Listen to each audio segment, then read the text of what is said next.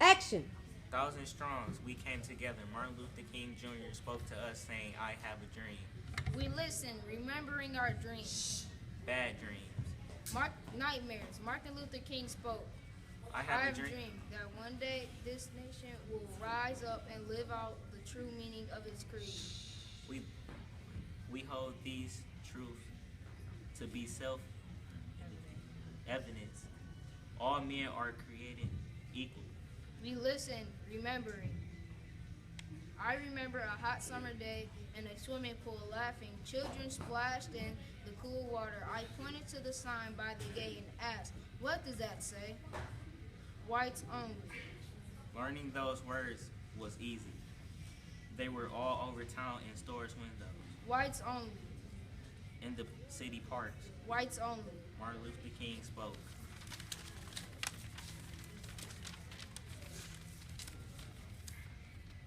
I have a dream that one day sons of former slave owners will be able to sit down together at the table of brotherhood.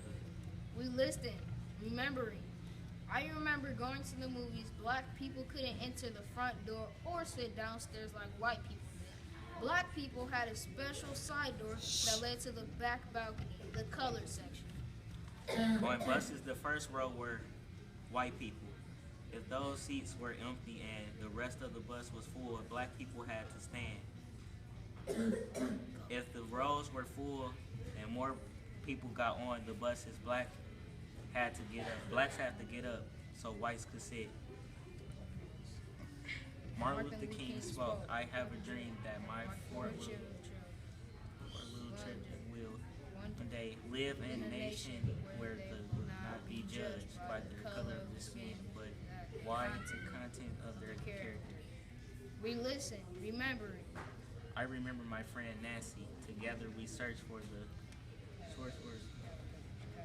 Caterpillars looked at the books and dressed our dogs giggly. One day they told us,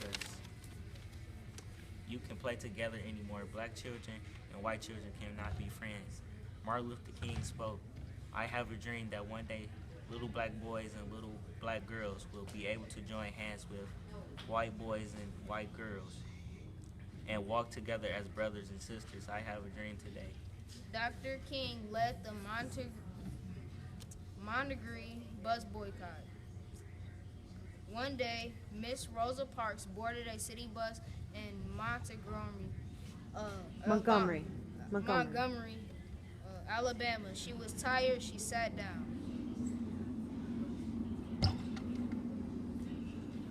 It's still you.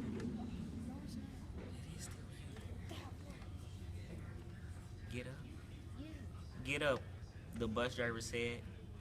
Give this white man a seat. Miss Parks said no. When Mrs. Parks was arrested, Dr. King told the people of Montgomery. Montgomery that if blacks couldn't ride the buses with freedom and dignity, they shouldn't ride at all. And they walked, men and women, boys and girls, through rain and cold for months and months.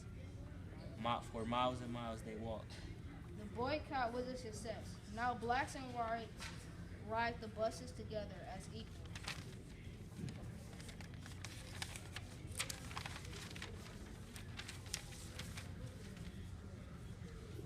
Martin Luther King Jr. led the Birmingham marches after the adults were put in jail. He cut upon the children. The children marched 1,000 strong. Some were 6 years old. Police arrested them. School buses carried them to jail. A policeman looked small girl and asked, "What do you want?" She looked at him and said, "Freedom." Nothing could stop those children on the way to jail. They chanted, We want freedom. We want freedom. We want freedom.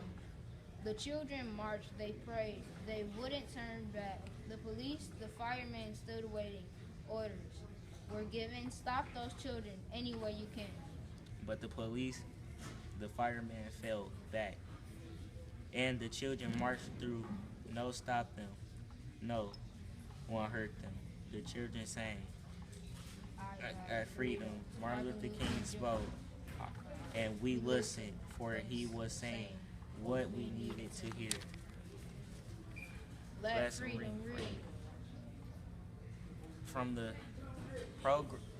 prejudice hilltops of New Hampshire. Let freedom ring. From the hiding Allegheny. of Pennsylvania. Let freedom ring. From the snow-capped Rockies of Colorado. Let freedom ring. From the courageous slopes of California.